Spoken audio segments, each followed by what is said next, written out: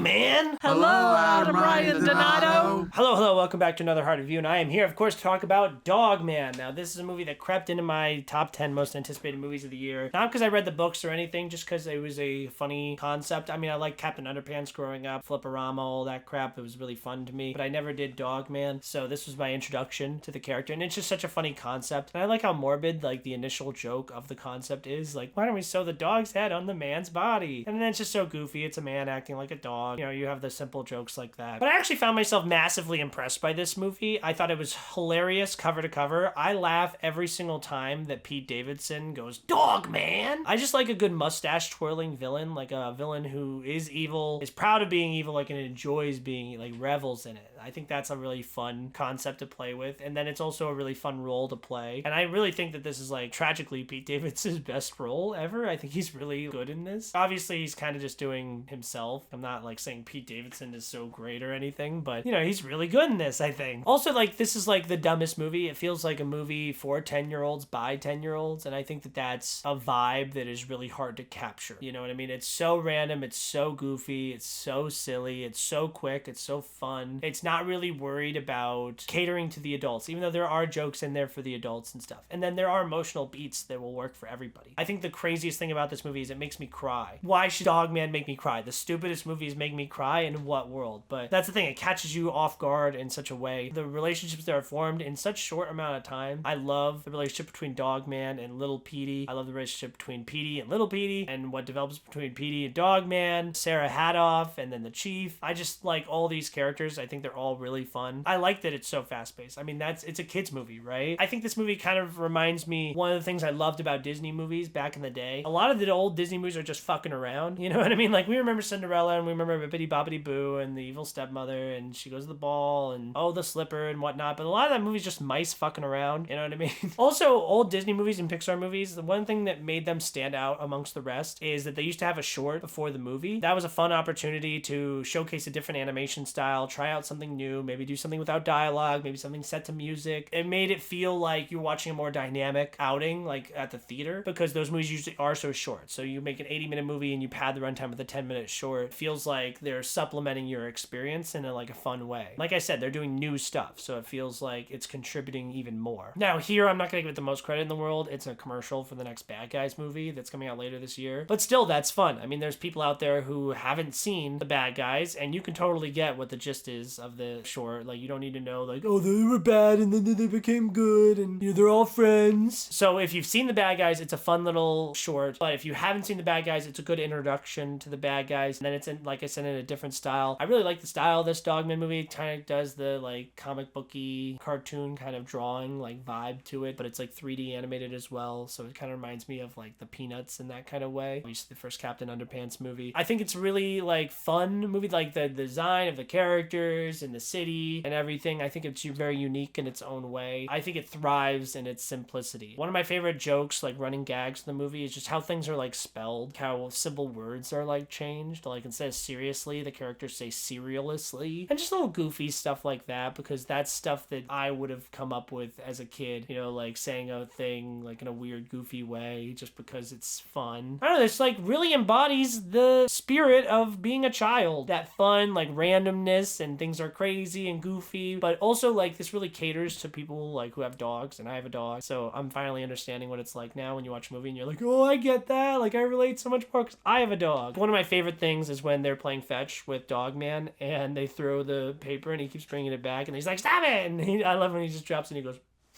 that's what they do, you know, and it's like the cutest thing. And just the role of what a dog is, you know. I love, there's several scenes when, like, characters are just sad, and Dog Man will just, like, kind of nuzzle their way under their hand, like under their arm, as if to be like, pet me, but also I'm here to cheer you up. That's really the value of having a dog, is that they're so simple, because maybe you're dealing with all these bigger problems, these anxieties, stuff with your job, more complicated, like money problems, stuff like that. And so being paired with a dog in those moments to kind of remind remind you that things are not as complicated as they seem. At our core, we are simpler creatures. You know, this guy's just worried about getting fed and being able to go to the bathroom and surviving. To them, like, you showing it love means the world. You know what I mean? So even if you're like acting happy for the dog, it kind of inspires you to be more happy being with the dog. I don't know. I'm kind of rambling about it. I love owning a dog. I love Dogman, and I really identify with Dogman. Like, all my friends would make fun of me and say like, oh, when you're all like mad and going on this like high-pitched rant, we just imagine the picture of Dogman like you know, and I'm like, yeah, that's me. So I changed my letterbox picture to Dogman because that's how I see myself. I am like Dogman. I've very regularly been compared to like a golden retriever like personality. So I love Dogman. I mean, ACAB still. There's a Young Gravy song in the movie called Super Good. It's awesome. It's quite a bop. I don't know. I just think that this movie accomplishes everything that it sets out to do. I think that, yes, is it as good as The Godfather? No. Whatever, okay? Like, it's a movie that's targeted for children, appeals really well to adults. I found myself loving it. Like I said, I laughed wall to wall. I was surprisingly emotional. It's quick, it's brisk. I'm gonna watch it again. I've already watched it twice in theaters. I love Dogman, and it's currently my favorite movie out in theaters right now. I'm sure this is too high, but at the end of the day, I try to rate movies in very like general, broad sense. And if I say I love a movie, I have to give it 5 stars. I love Dogman. 5 out of 5. Thank you guys so much for watching this video. Like, comment, subscribe, and why don't you guys tell me if this isn't Pete's best performance ever? What's Pete Davidson's best performance? I mean, I really like Bodies, Bodies, Bodies.